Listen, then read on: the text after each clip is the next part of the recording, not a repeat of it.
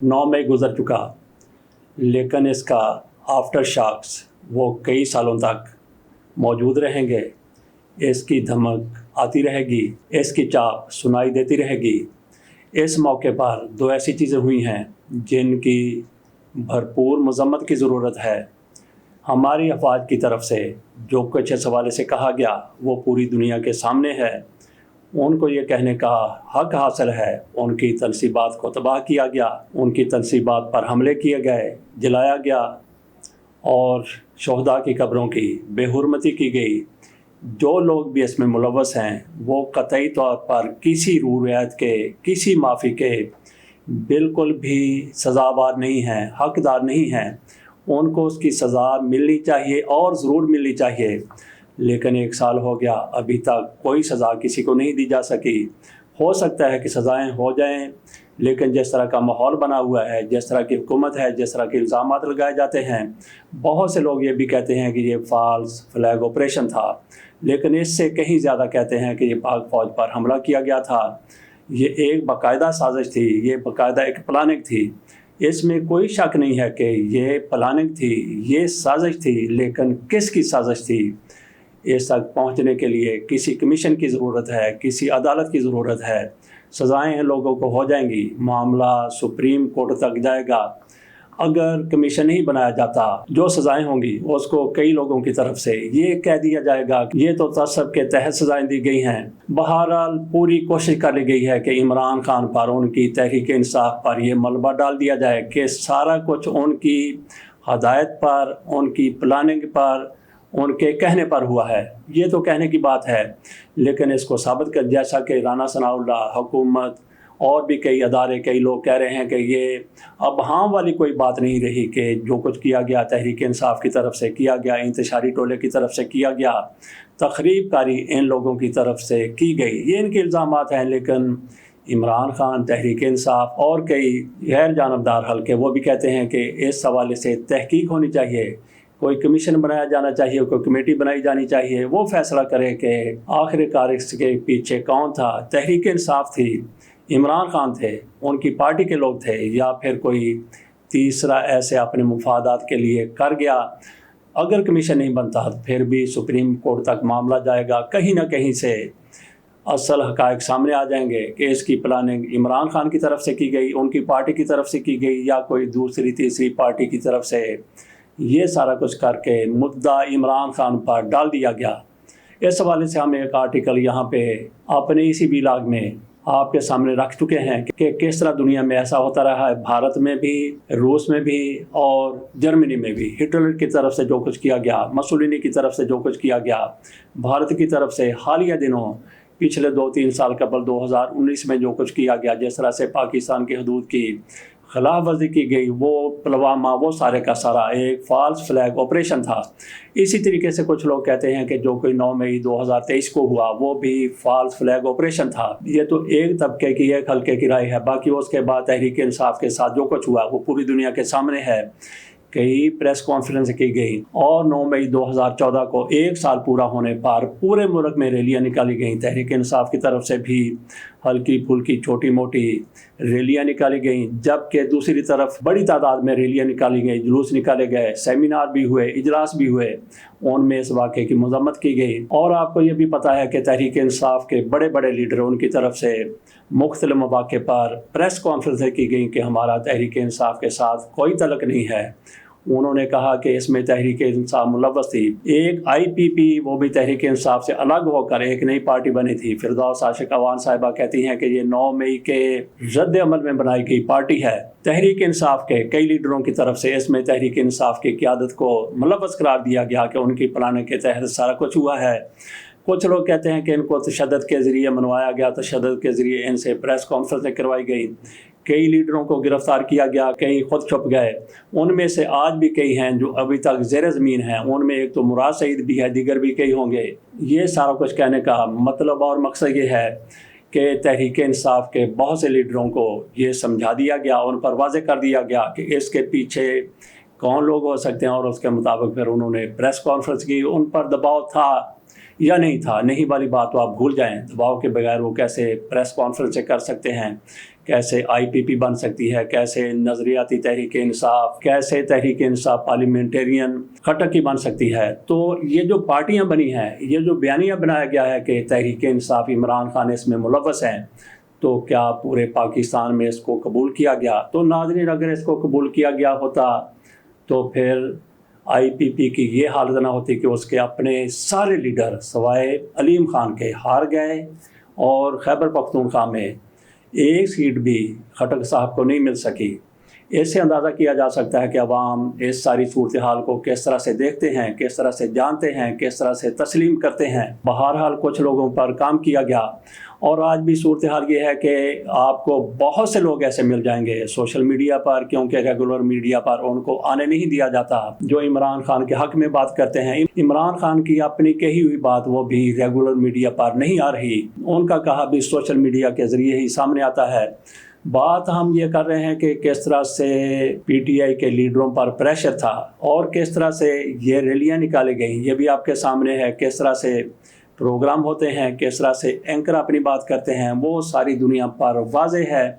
यहाँ पे सदर आरिफ अलवी के हवाले से बात करने की ज़रूरत है। 9 मई को जो कुछ हुआ उसकी हर किसी की तरफ से अपने तौर पर रिपोर्टिंग की गई, सोशल मीडिया में रिपोर्टिंग की गई, रेगुलर मीडिया में रिपोर्टिंग की गई, एंकर्स की तरफ से अपने अपने तौर पर उस हवाले से कहा गया, तज़िये भी अपने अपने तौर पर लोगों की तरफ से किए गए। आरिफ अलवी उन दिनों सदर थे, उनके पास मालूमात भी पहुंची होंगी, उनको गैर सरकारी ज़राए से भी उनकी मालूमात में कुछ चीज़ें आई होंगी और सरकारी ज़राए से भी उनके सामने बहुत कुछ आया होगा।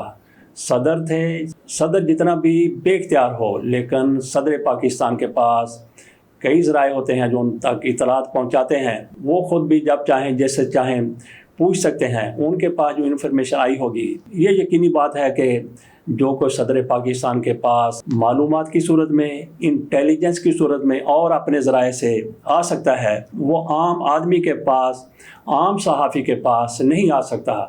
तो क्या सदर पाकिस्तान इस सब पर कायल हो गए, जिस पर मुराद रास कायल हुआ था, जिस पर अबरारुल हक कायल हुआ था, जिसको उस्मान बुज़दार की तरफ से तस्लीम कर लिया गया था, अली ज़ैदी ने जिसको मान लिया था, गवर्नर इमरान इस्माइल जो मानकर तहरीक इंसाफ छोड़ गए थे, उस्मान डार की तरफ से भी एक मौके पर तहरीक इंसाफ से अलहदगी इख्तियार कर ली गई थी, और फिर फवाद चौधरी वो भी तहरीक इंसाफ के लिए वक्ती तौर पर अलग हो गए थे। और भी बहुत से लीडर आपके सामने हैं जिन्होंने तहरीक इंसाफ से अलग होने का ऐलान किया, फैसला किया। तो ऐसा सारा कुछ आरिफ अलवी पर वाज़े क्यों नहीं किया गया? आरिफ अलवी अपनी सदारत की मुद्दत पूरी करके रिटायर हुए, आजकल वो साबिक सदर हो चुके हैं। तो गुज़श्ता दिनों की उनकी थोड़ी सी आप सरगर्मियाँ देख लें कि वो लाहौर आए, लाहौर में आकर उन्होंने जेल में जाकर यास्मीन राशिद से मुलाकात की, उमर सरफराज चीमा से मिले सदर साहब, दीगर लीडरों से भी उनकी मुलाकातें हुई और इमरान खान से भी उनकी मुलाकात हुई।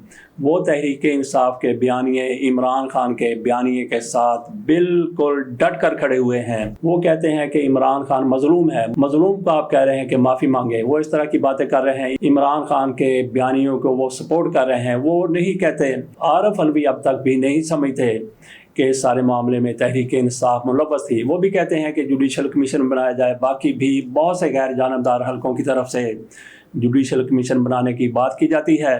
सदर आरिफ अलवी एक अरसे तक इमरान खान की हुकूमत के ख़ात्मे के बाद जिन दिनों में बहुत से लीडरों पर काम हो रहा था, वो ऐवान सदर में बैठे हुए थे। आखिरकार उन पर वो सारा कुछ वाज़े क्यों नहीं किया गया जो दूसरे लीडरों पर वाज़े किया गया, और वो तहरीक इंसाफ को छोड़कर चले गए। बात हमने शुरू में की थी कि दो ऐसी चीज़ें हैं जो काबिल मज़म्मत हैं। एक तो आज की हुकूमत की तरफ से, शहबाज शरीफ की हुकूमत की तरफ से एक इश्तिहार अखबारात में दिया गया, 9 मई को दिया गया ये इश्तिहार।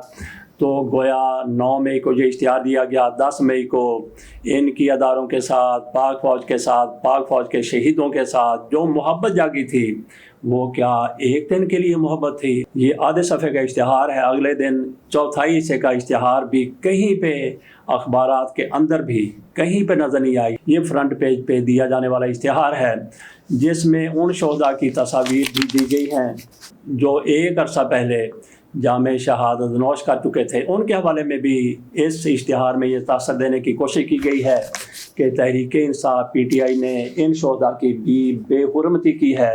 اشتہار میں لکھا گیا ہے بے حرمتی ان کی گوارا نہیں ہونے دینا اب یہ دوبارہ نہیں 9 مئی نیور اگین۔ یہ وزارت اطلاعات و نشریات عطا تارڑ کی طرف سے دیا گیا اشتہار ہے۔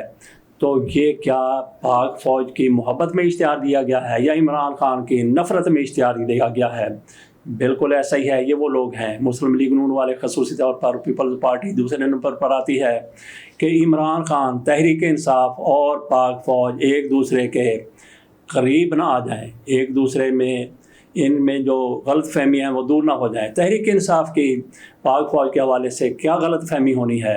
بہرحال پاک فوج کے جو تحفظات ہیں تحریک انصاف کے حوالے سے، ان لوگوں کی یہی کوشش ہے کہ وہ کہیں دور نہ ہو جائیں، ایک بار پھر عمران خان اقتدار کے نزدیک نہ آ جائیں، اس لیے ایسے اشتہار دے رہے ہیں اور ایسے ہی بیانات بھی دیے جاتے ہیں، پہلے بھی دیے گئے، اب بھی دیے جا رہے ہیں۔